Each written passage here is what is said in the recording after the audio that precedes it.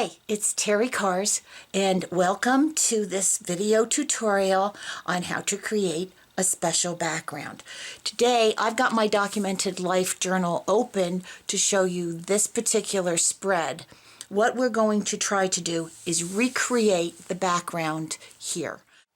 We are going to create our background using 4 basic colors: turquoise, yellow, green, and lavender. Now, I've chosen these colors because that's what's in the background that we just saw. However, you can choose any colors that you'd like. I would recommend 3 to 4 or 5, whatever suits your fancy. You can use tube colors. These are acrylics, basic acrylics, or you can use paints like this, just your basic craft paint, or you can use fluid acrylics. Any type of acrylic paint can be used for this. We're also going to use some black marker, a white paint pen. This is a Montana pen, but you can use a Signo pen if you have it. I'm also going to use Gelatos. Now, I brought this out because this is an example of sometimes where less expensive is just as good, if not better. These are the regular Gelatos, and you usually get them in a pack of 4. These are Crayolas, and the consistency is very soft and smooth, and it's like a lipstick. You can roll it up, roll it down, and it works just as well.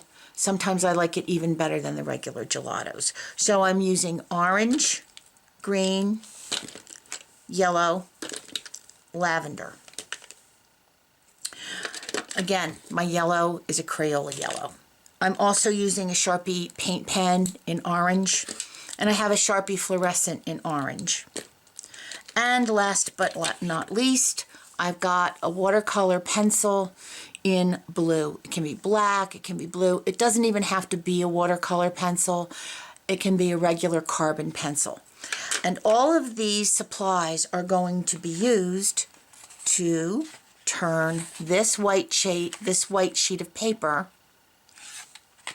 into this, which is very, very similar to the background that you just saw in my journal.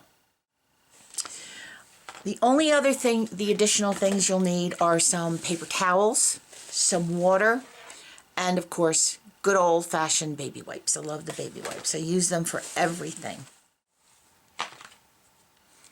I've gessoed my paper, cardstock, with Liquitex gesso. It doesn't have to be Liquitex. It can be anything you have. It just happens to be what I have on hand. So I've taken an 8.5 by 11 sheet of paper, cut it in half, gessoed it. I've got my green paint, and we're going to begin there. And this is a process, if you look at this piece, of layers and layers and layers, and I'm going to show you exactly what I did. All right, so we're going to put this aside. I'm going to use this for reference. So if you see it pop in and out of the picture, you'll know what's going on.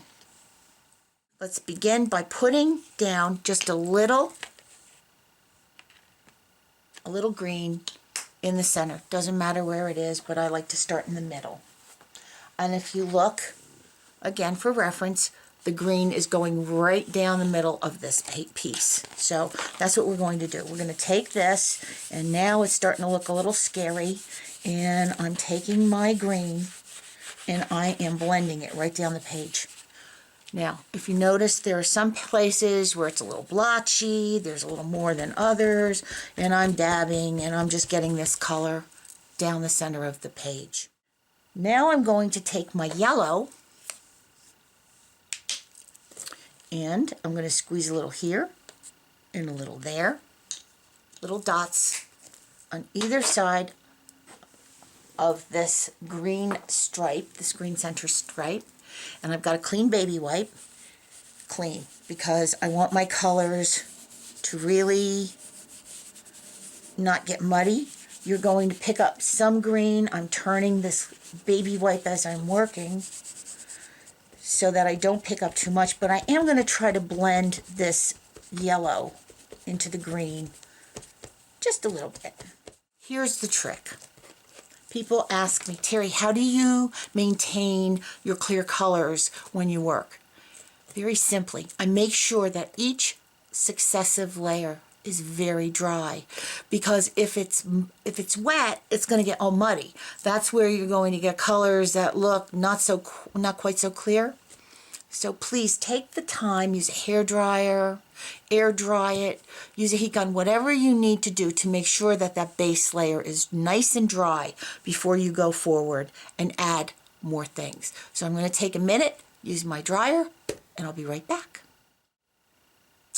My piece of paper is nice and dry. I've applied my green and my yellow. I can touch it. It's not coming off on my hand. That's a good thing. I'm now going to introduce the third color, purple. I've taken my baby wipe. I've squeezed the excess water out of it, the excess moisture. And I'm going to use my lavender. Okay? Got my lavender. I'm going to squeeze a little bit on my baby wipe. This is going to give me just a little more control. Instead of swishing a big blob on here, it gets a little hard to control sometimes. So I'm going to take my purple, and you're going to say, oh my God, what is she doing? You can see that it looks a little scary, but that's okay. We're going to keep going. Sometimes, and I tell my students this all of the time, sometimes things will get a little scary before they start looking better. And don't forget, I'm using this as a reference. You can see the purple here, the lavender, and you can see that we're adding more and more layers on it. So by the time we're finished, if something here is blotchy, when we're finished, it's not going to look quite as bad as you think it is. So keep going. It might get a little scary. If you have to add more paint, that's fine. We're going to add more paint. You know, you want to make sure that the purple is really kind of going to show up here. And again, I'm kind of doing this a little intuitively, so it may be the same as the other. It may be a little different. That's fine. It doesn't have to be the same. All right. I've got my purple. And just keep going. This is where you just work intuitively and get it to where you like it. It's kind of tie-dyed with an attitude. We're nice and dry. I can touch this. It's not coming off on my hand. This side might be a little damp. I'm not too worried about it. I went to my supplies and I pulled out my Gelatos and my Crayola. And I've pulled out orange and lavender. On top of all of this, we're going to start adding more color. The first color that I'm going to add is the orange. And I'm going to show you how both of these work. This is my first orange. I'm going to put it right next to my purple. And I'm not really blending it into my orange because then I'm going to end up with brown. So I'm taking my finger. God made fingers before he made anything else. And I am blending my orange. Do you see how right here it's getting a little brown? We want to try to avoid that to the extent that we can. So I'm trying to keep the orange on the yellow. I've got a little yellow there. And I want to make sure that there's more orange blended around this. So I'm going to add, this is using the real Gelato, Faber-Castell. It goes on a little thicker. It may be just a little heavier pigmented, but it works very similar to what the Crayola did. So again, it doesn't matter sometimes what you're spending for your supplies. I'm going to put a little more of the orange over here. Smush it in over here. Now, if you'll notice, I'm bringing my original back. This has a little more orange in it, but that's okay. We're going to get the same kind of feeling. So I'm just continuing with my orange and making sure that I've got it to the depth of color that I'd like. And with Gelatos or Crayola, you can go over them. You can go over them multiple times. That's the nice part about this. And if you don't want to use your fingers, you can also use a paper towel. That'll take a little of the excess pigment off. It doesn't really matter at this point. But now we've got something going on here. We've got our orange and purple.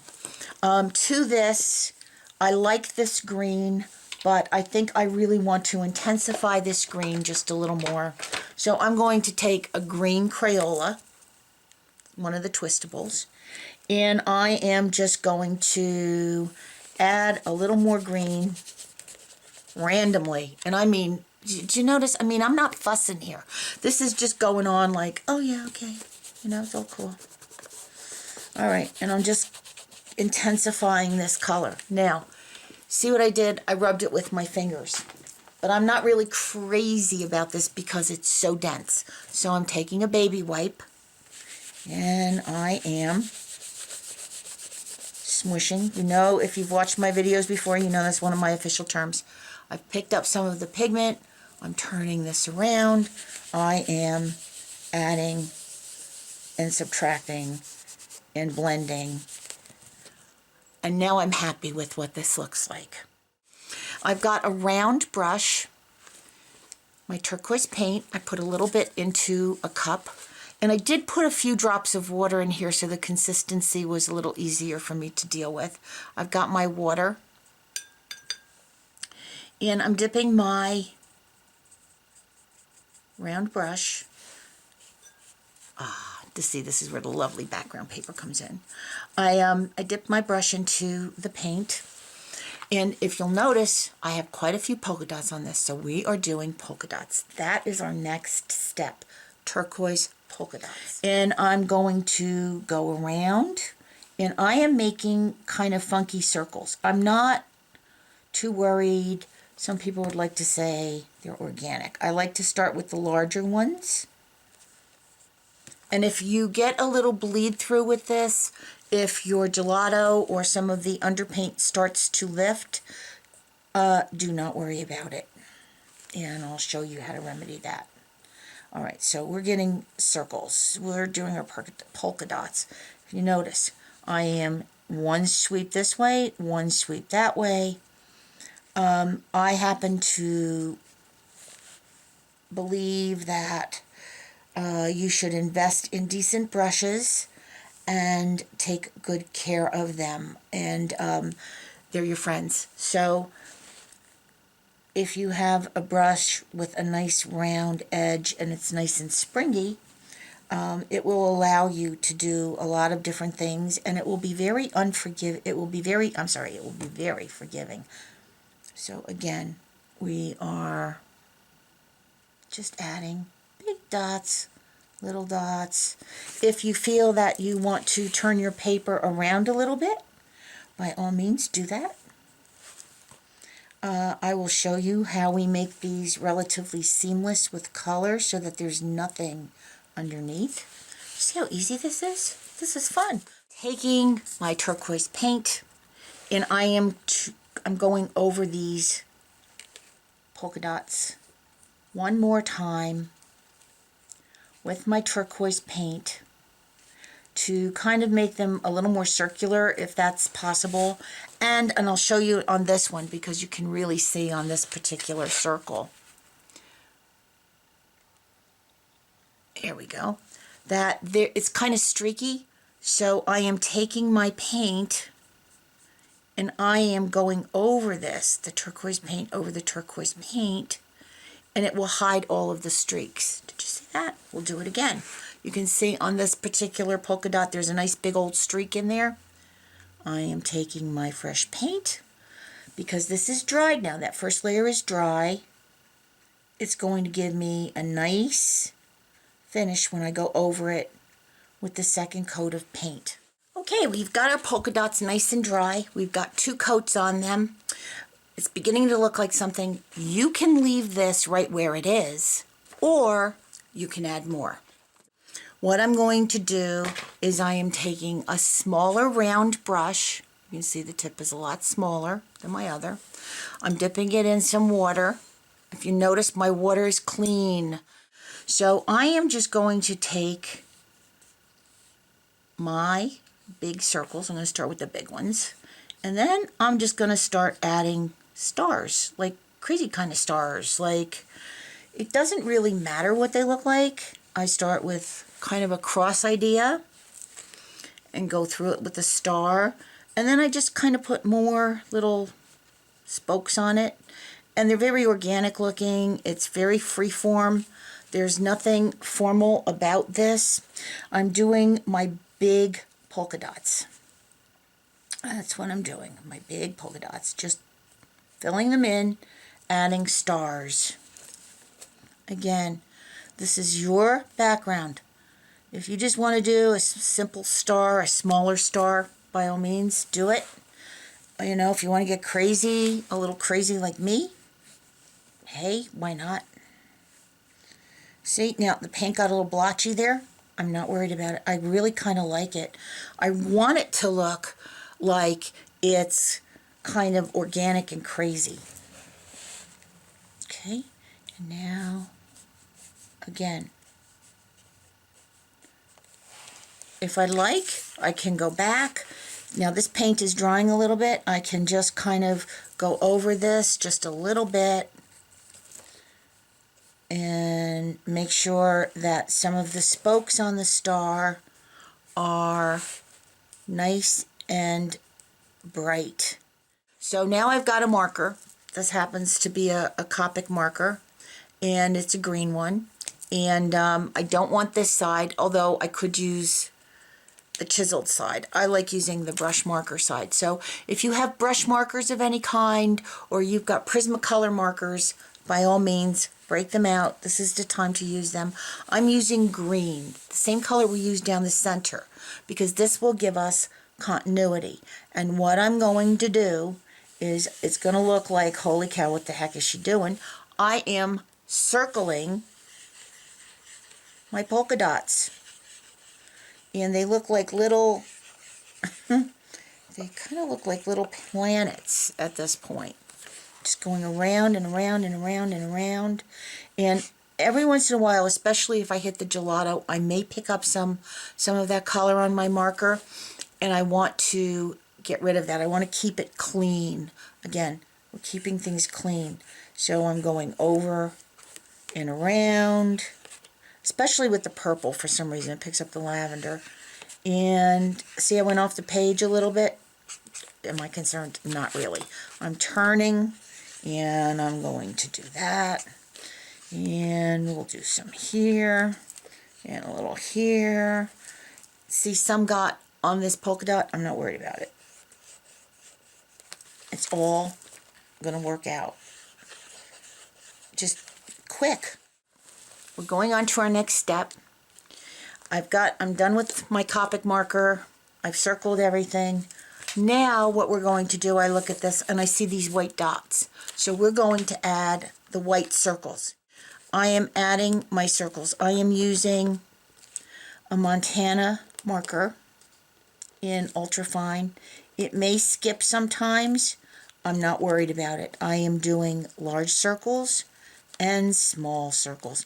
And I'm going in between my polka dots, just like I am here. If you look, these circles are going in between the polka dots. So that's what I'm going to do. I'm going to continue to do this. And it's just very quick. I'm just going to make sure that my paint tip is nice and wet.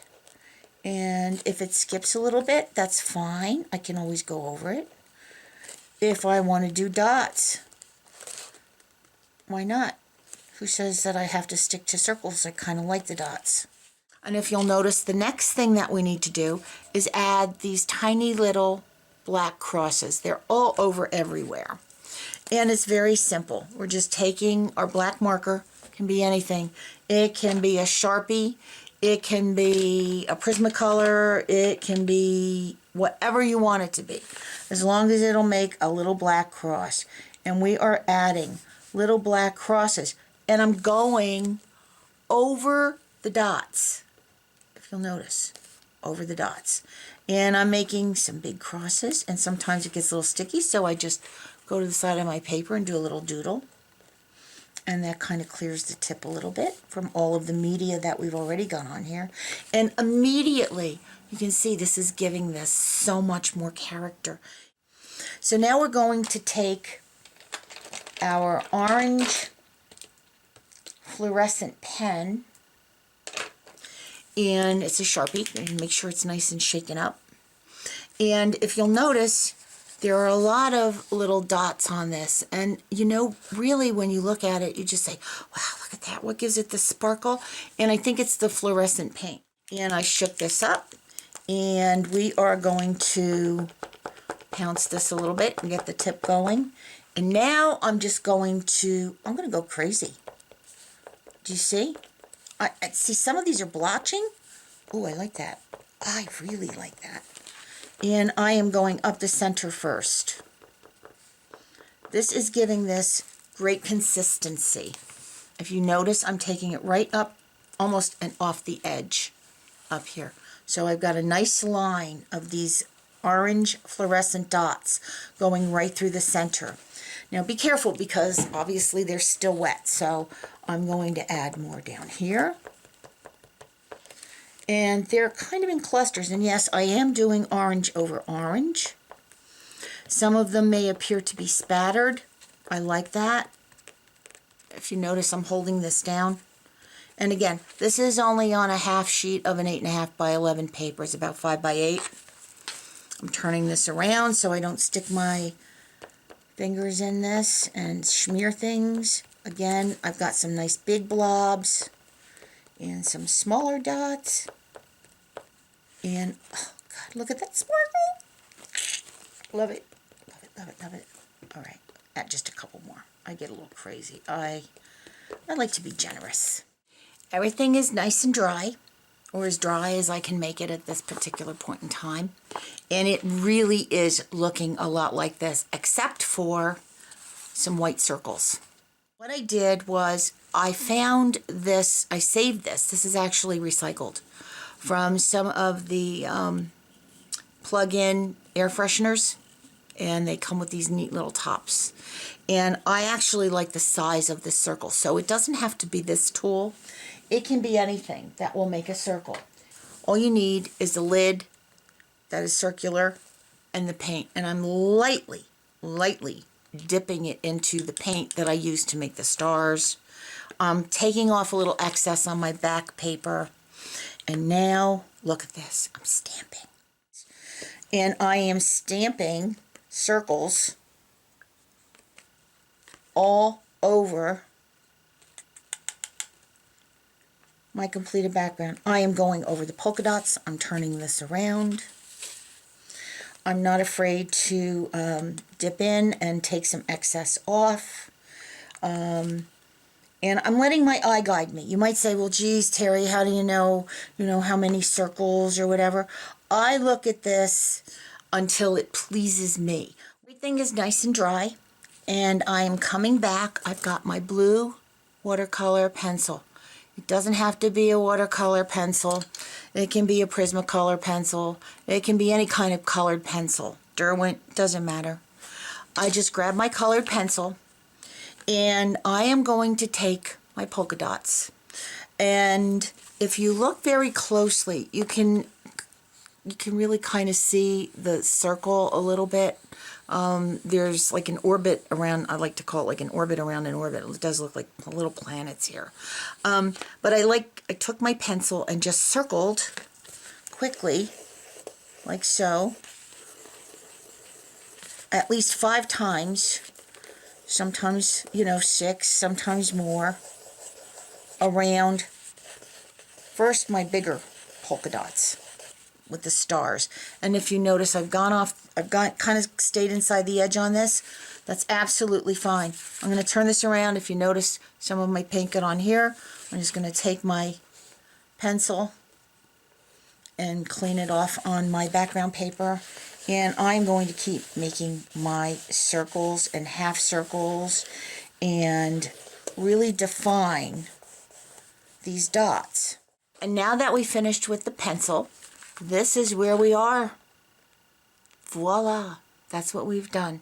This was what we started with. This is what we have. We just created this. And this is how it was used. Actually, this background in my documented life planner started with these backgrounds.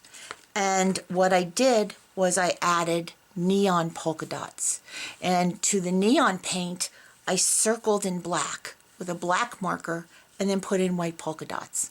So use these techniques. Use all of them. Use some of them. Adapt them to your own. Make them your own. Have fun with them. Thank you for watching. Thank you so much for your positive feedback. It means the absolute world to me. I'm telling you, you guys just make my day. So again, have fun with this. Thanks for watching. Namaste.